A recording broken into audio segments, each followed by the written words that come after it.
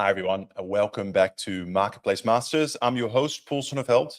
And today we're going to tackle a problem that every Amazon brand runs into sooner or later: slow moving or stuck inventory and the tough decisions that come with that. Today, I am joined by Chad Davis, founder of Lucro Commerce, a results-driven Amazon marketplace and e-commerce growth agency that helps brands scale profitably on Amazon and other digital retail channels.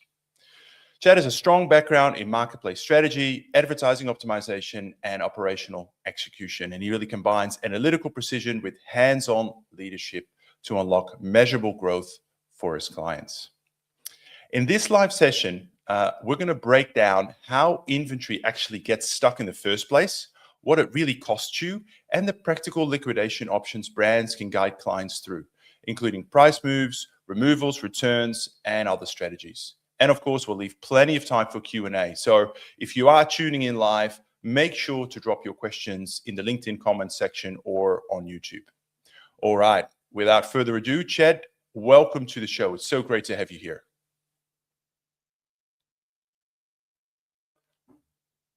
You're on mute. I am muted. Good start. No problem. All right. I would say I'm super excited to dive in, and thanks for having me. Yeah, it's such a practical and I guess painful topic. You know, as whenever this topic comes up, there's always frustration and challenge involved. So I'm glad we're tackling it today. So let's start right from the top. I mean, you know, in your experience, you know, how does inventory become slow moving or stock? I mean, what are the most common ways that happens? Yeah. So Paul, I think this whole subject of slow moving inventory, it's a subject that no one really wants to spend a lot of time in. And where this usually results from three real things for me. Just poor management of inventory replenishment, which stems from maybe you have the wrong person looking at weekly demand and replenishing it into Amazon, not using maybe the right type of replenishment tools.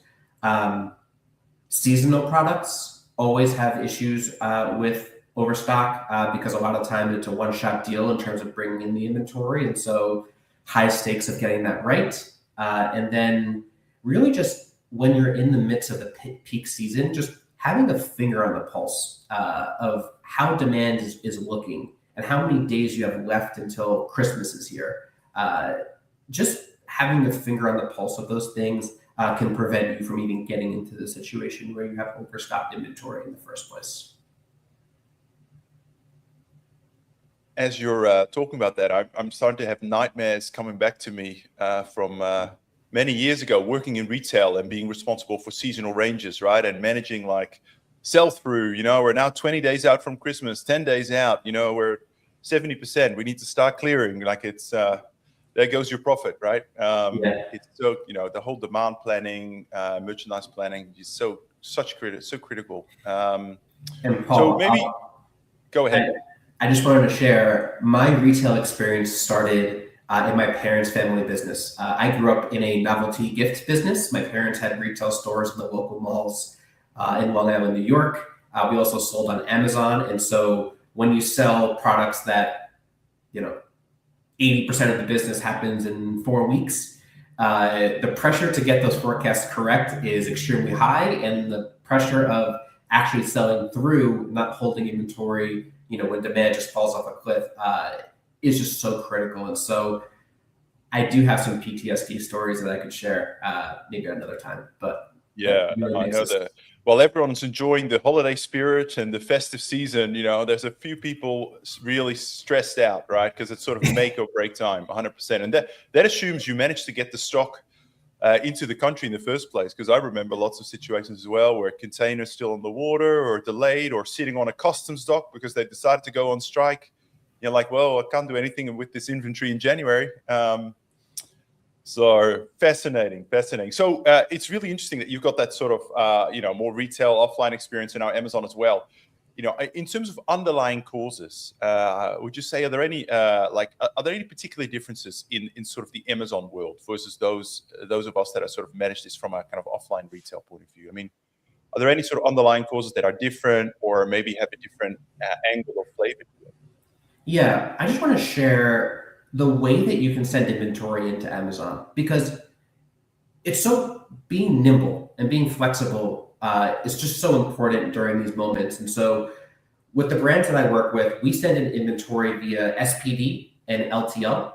SPD is basically a UPS shipment. It's much more expensive, but you can get inventory into Amazon in a week, versus LTL could be 3 weeks, could be 5 weeks. And just managing your inventory with those two replenishment methods is so important to keep your weeks of supply low and just give you the ability to react to changes in demand, which, as you know, on Amazon can change pretty frequently and get disrupted and increase all the time. Do you mind just expanding a little bit on the SPD method? Like, what is it exactly, particularly for our non-US audience? What is it, and why do you get that benefit of getting in quickly?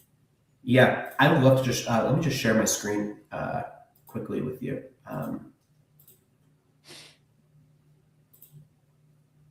So this is actually a real inventory dashboard that I use with my clients.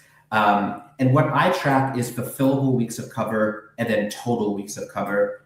The gap is inventory that is inbound into Amazon. And so as I'm headed into a peak season, I look at these numbers, and my goal is to keep about 10 to 12 weeks of supply. It depends on the brand, depends on the category, depends on the circumstance. But I look at weeks of cover, sales, and then I have, going backwards, how many units I'm selling per week to give me a sense of reference to know how real is last week's demand. Is that just a blip, or is that, is this pretty stable? And with SPD, when I have less than 4 weeks of supply or so, I can get inventory in so quick. So it's kind of my breaking case of emergency method. LTL is my cheaper method that when I have a good amount of inventory, like product J in this example, I have 9 weeks now. Maybe I want to just send in 3 via LTL. And if it gets in 3 to 4 weeks, that's perfectly fine. It's not an emergency situation. But what that allows me to do is to send LTLs that won't put me at risk of overstock, and use SPD to fill in when the LTLs get delayed or we see a sudden increase in demand, those kind of situations. Yeah, gotcha. So it's really a lever to, if somehow your sell-through accelerates and you're sitting on less weeks cover than you're hoping for, and now that window of the LTL delivery is just a little bit too tight, you've got a short-term option there at a premium, obviously I assume, to really bring that stock in. Yeah, and what I see with a lot of brands that I work with, they don't use both. They usually just send in big LTLs because it's cost efficient, and that sometimes leads to overstock when demand suddenly starts to fall off. Or I have brands who take a forecast and will just send inventory based on the forecast that we created 6 months ago. But that's no longer relevant when you're in the day in and day out. And so one of the answers to your question of how do you avoid this situation is the person who is in tune with day-to-day demand and the ops manager should be working very closely together to strategically replenish into Amazon.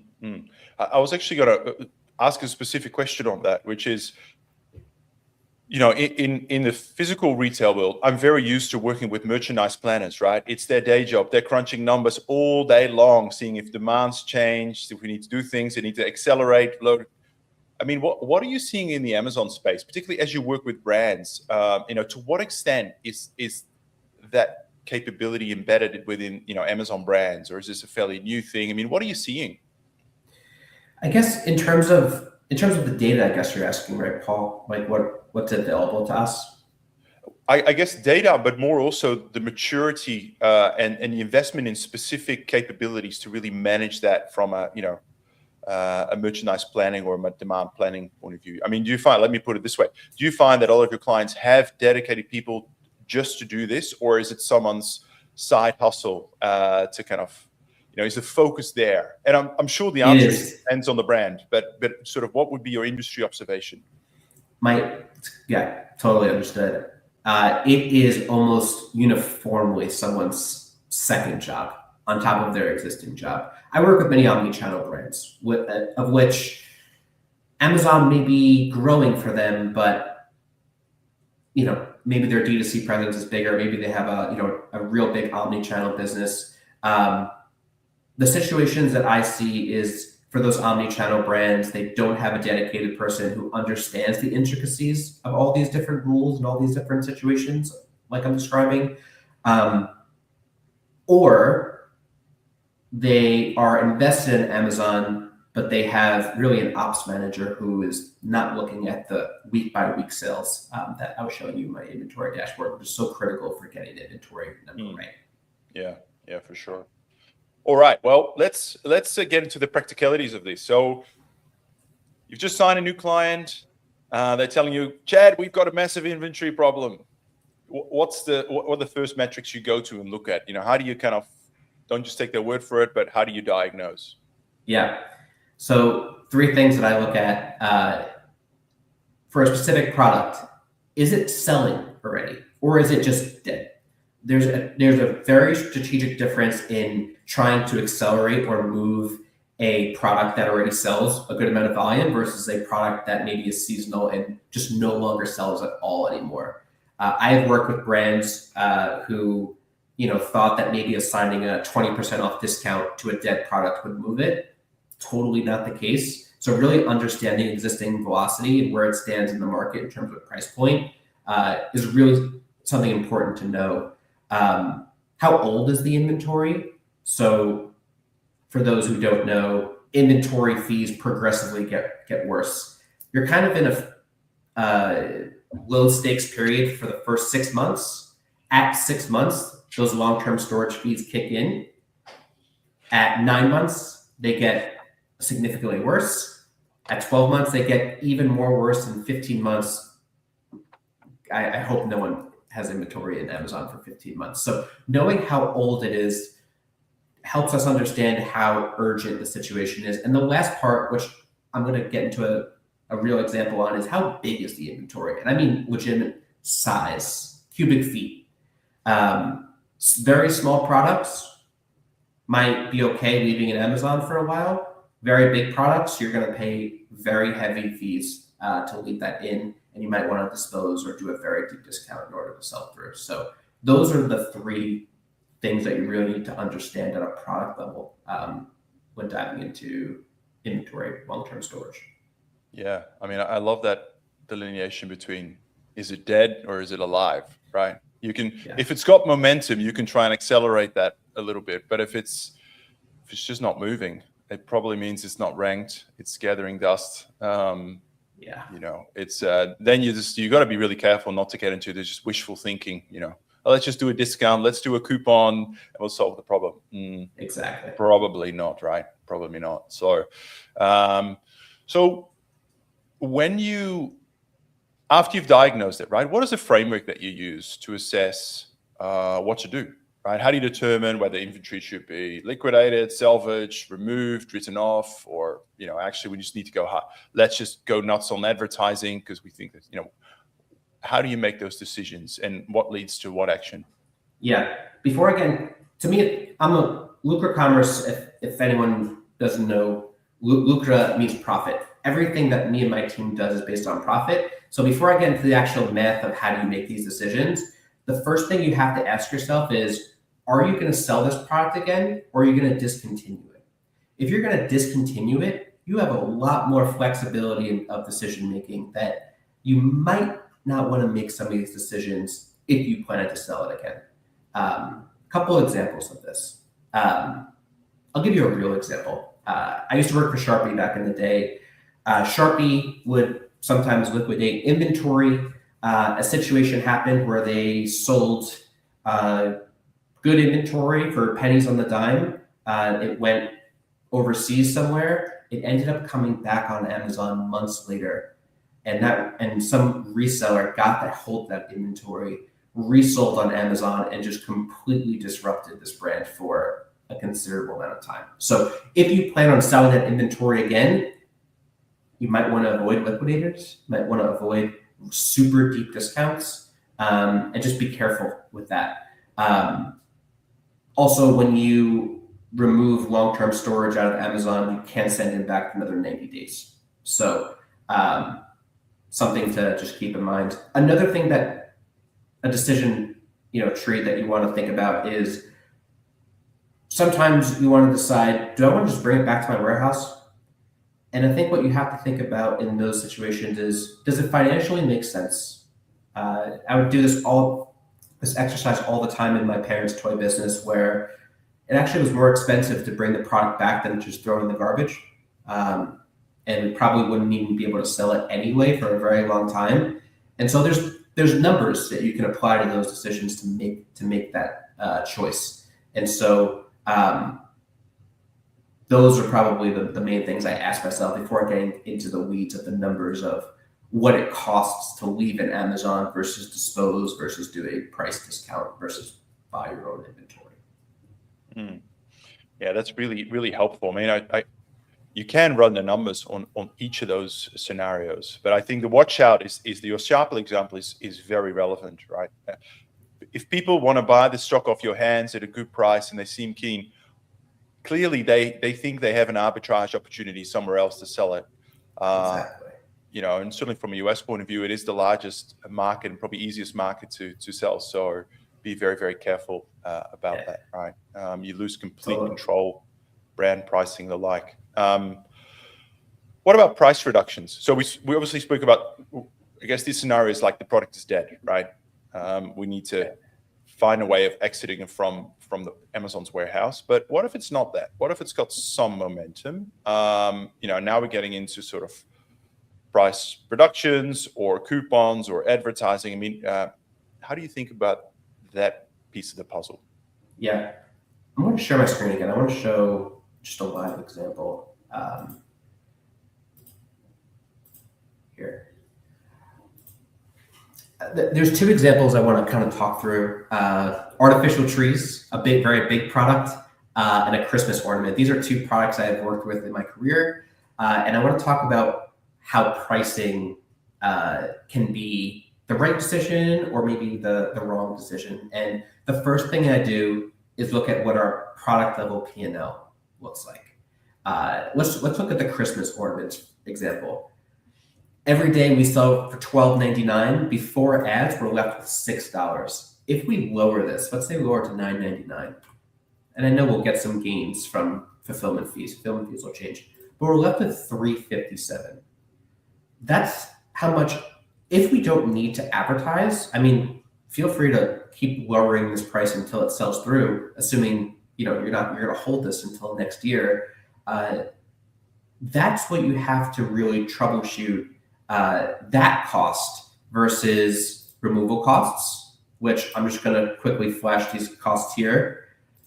Ornaments are very light, but it costs $1 to bring back or dispose. It's the same cost.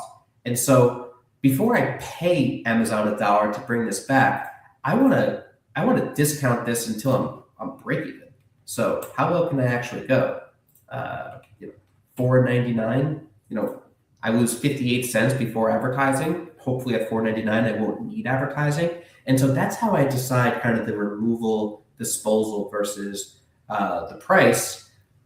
And let me just show kind of the aged inventory. I'm just going to walk through this quickly, Paul, if that's okay. No, that's great. I love this practical example. This is real life data, right? So this is real.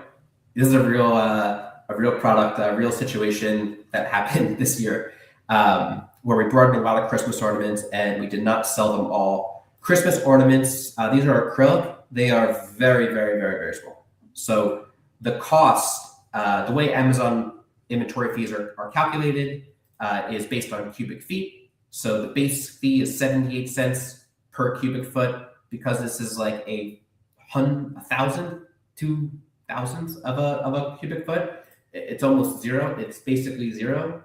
But again, as you get to 6 months, it goes up. You get an extra 50 cents. Then 9 months, it goes up dramatically from 50 cents per cubic foot to $5.45 per cubic foot. which is still not a lot when it's such a small product. And you can actually see that here. When you get to 9 months, you go from like almost 0 to 2 cents. So who cares if you're paying 2 cents in inventory? But then once you get to 12 months, it's $6.90 or 30 cents. That's when you get hit hard. And so if I change this current inventory to 12 months, now all of a sudden that 2 cents per month cost is costing you 30 cents. And if you have 1,000 of these, that 30 cents becomes $300, which on a monthly basis adds up very, very quickly. So in this Christmas ornaments example, my suggestion I made to my client is to hold it and try to sell it through the year, because it costs us pennies to just hold it in FBA. So might as well try to sell through it. This artificial tree example, totally different story, where the cubic foot is actually pretty significant, $240. And so while you pay $1.88 per month normally, once you get to 12 months, you're paying $18.50 per unit. So again, if you have 1,000 of these, oh, maybe my math didn't work. Here. Not sure if that worked exactly, but you're paying a significant amount on a bigger product. And so that's why originally I asked, how big is the product and how old is it? Because that's going to change the urgency of the decision making on actioning against this old inventory. That is so fascinating. I mean, to me, this is really about really understanding the type of product that you have and how does it behave, or how does Amazon behave as time goes by, because they're great, right? Two very different situations there. Very interesting. Thanks for sharing that. I love when my guest speakers bring real data. It just makes it real. It's really fantastic. Yeah. I doubt there's very few of us that have really, I mean, we all sort of look at our inventory cost, in terms of the P&L, like a lot of us have got P&L tools and all that, but actually sort of projecting out and understanding where that inflection point is for your particular product is super, super critical. I mean, so that's a big takeaway from today's discussion, I think. Yeah, once you do all the math, there's significant cost savings to be had. And I nerd out on these troubleshooting decisions that you can make. But I would recommend everyone spends the time, because there's multiple thousands of dollars in these situations that I've helped my clients save just by giving them all the options and being able to make that decision from a dollar standpoint. Yeah, for sure. So when it comes to, let's say you've done those numbers and it makes sense to invest in price, right? Or to invest in margin. Let me just make it a bit more generic. Invest in margin to clear that product. Obviously there are, and we're sort of getting into the topic of like promotional effectiveness, right? You can reduce the price, we can put a coupon on it, we can, maybe keep the price the same, but advertising, just give it more exposure, and there may be other levers as well. I mean, ultimately they're all going to erode your margin, and it's all a form of investment. But how do you work through what's the right choice for a particular product? Yeah, I love everything I do. I love to do low effort, small, quick tests. And so if I wanted to start with price, I would start at, and let's say the product moves inventory already, has demand. I would start with a 10% discount, 20% discount. Depends how urgent you need to make this decision.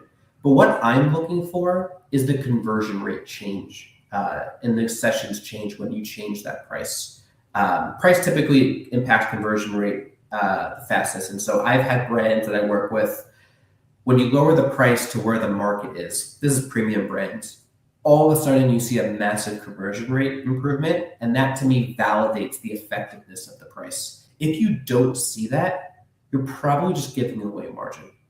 And so maybe price is not the lever, or the price that you're charging right now is not deep enough. And so maybe that's where you want to go 30% off, 40% off. But based on the urgency of the situation, I like to slowly test downwards. So if I can still make a little bit of margin on it, that's the kind of the best case scenario in those situations.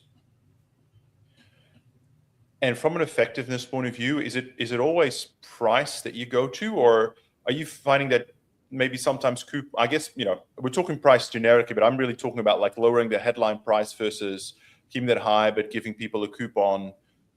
In terms of effectiveness, I'm sure you've done lots of A/B testing and played around with all these levers. Where have you landed on kind of the effectiveness of those?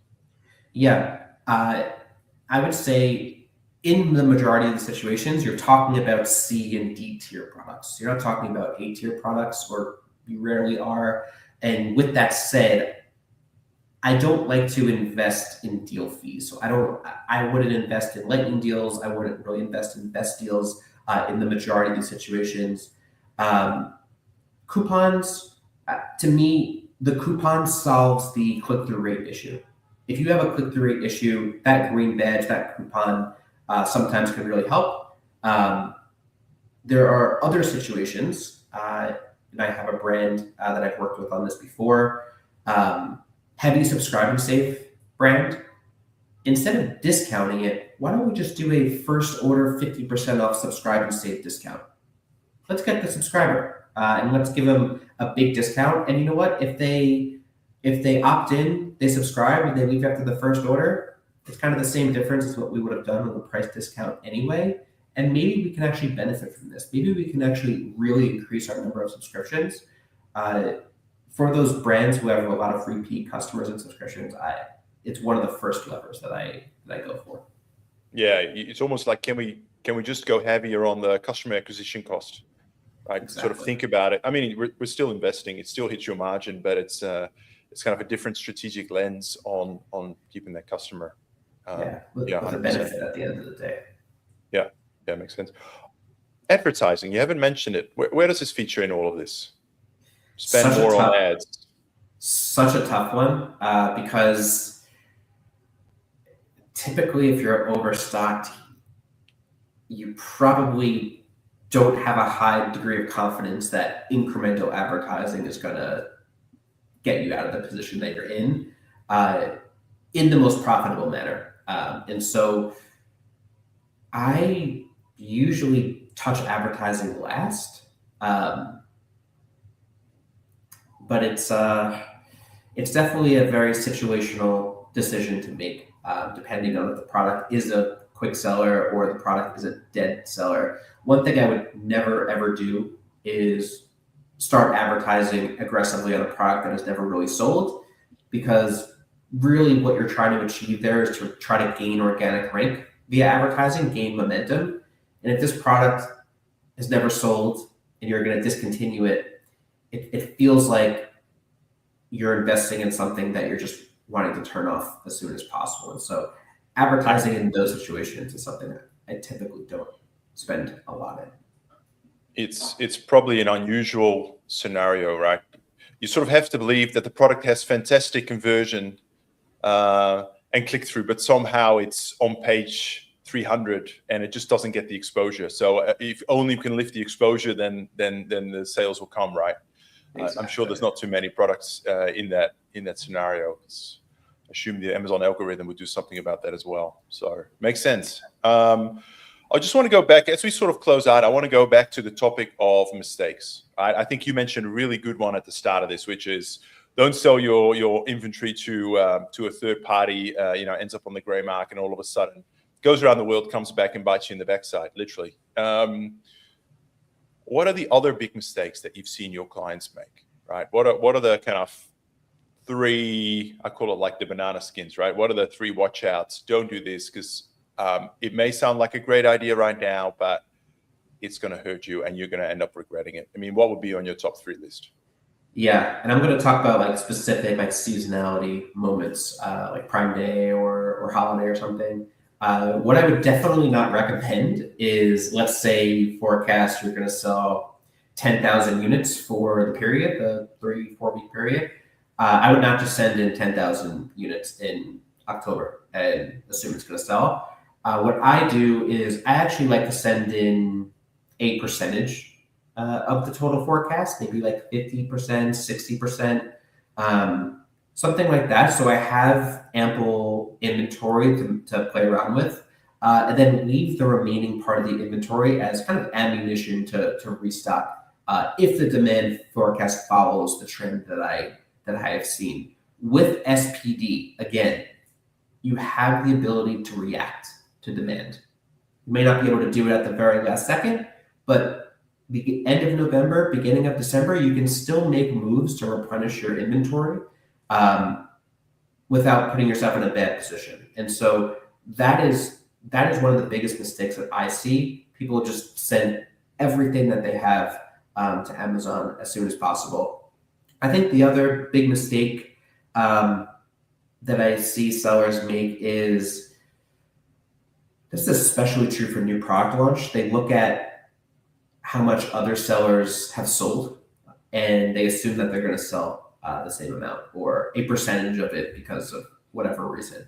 Whenever you're launching your product, I would be like, give yourself some space to grow, but be fairly conservative and then restock slowly from there. There's no reason to be super aggressive and to put yourself in these very painful situations, because when it happens that all of a sudden you have a year's worth of inventory and the product doesn't sell anymore, not only is it painful from a monetary standpoint, but it's a topic that nobody in the company wants to talk about because it's not fun. It sucks, and that's why people hire me to kind of figure out that for them. But I would just be conservative. Don't just look at numbers and just fire away. Yeah, don't get yourself into positive talk either, right? All the time, and yeah, it's that balance, and it's not easy. It's not easy because you can spend lots of time estimating and forecasting, and one thing's for sure, your forecast will not come true, right? You'll either be above or below. So you gotta have some plans and options to adjust. Yes. Fantastic. Really, really great. Now, it is a live show. We're over time, but I do want to demonstrate people that we're live. So I do have a question from someone here, from Gerard. I'm just going to bring it up. I think we covered it partially, but we'll do that question and then we'll close out. So let me bring it up here. Thank you very much, Gerard, for asking this question. We appreciate it. His question is, if both ads and price reduce margin, how do you decide whether to push visibility versus drop the price first for age inventory? I think we spoke about a little bit, but it'd be good just to, clarify the answer for Gerard there. Yeah, no, it's a great question.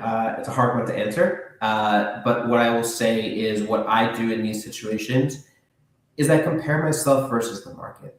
If my price is way above market, I typically lean on, if I get closer to market in terms of price, my conversion rate will improve. If that's not, and that's so much easier to execute, by the way. You can change a price, you can learn within 48 hours, if that made any kind of difference, assuming you have a relatively quick, high demand product. If that's not the case, and your conversion rate hasn't really changed, your volume hasn't really made a significant move, then you know what? Maybe you actually want to go back to your price and you really want to invest in advertising. And if 30% is your break-even ACoS, maybe you want to bump that up to 40 or even 50% ACoS, and maybe you get the same result from a margin perspective versus dropping the price. That's what I would suggest. But again, what's the quickest way you can make an impact? To me, that's price. And so that's why I typically start first there. Thank you, Chad. That was a great answer. Appreciate it. And on that note, thank you for this extremely practical session. Inventory liquidation. It isn't just a technical problem. It's really about profitability and decision making. And really thank you for giving us some real practical example frameworks and share. I love those different examples that you share as well. How does it really work? It's we can talk conceptually, but there are the numbers. Like, this is what you do. This is what it looks like. So really fantastic. So I really want to thank you. Appreciate your time. And I'd love to go deeper on this topic in the future with you. Awesome, Paul. Thank you so much for having me. This was a lot of fun, and love nerding out on this stuff. So thanks again. I'd like to say same here. All right. Thanks, Jed. Thanks, Paul. Thanks to everyone that's joined us live today. Unfortunately, we are at the end here, but if you registered, obviously you will receive a recording afterwards. You can resist the frameworks and the tactics we've covered.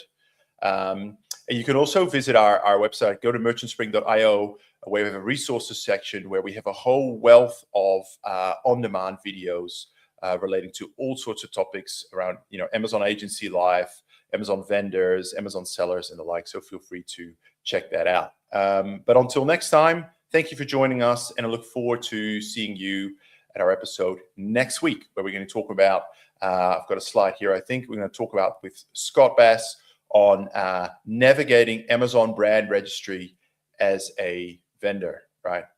Clearly, as a vendor, you should just own your brand and do whatever you want to do. It's not quite the case. So we're going to go into the ins and outs of that next week. All right. With that, I bid you goodbye. Thank you so much for tuning in, and take care.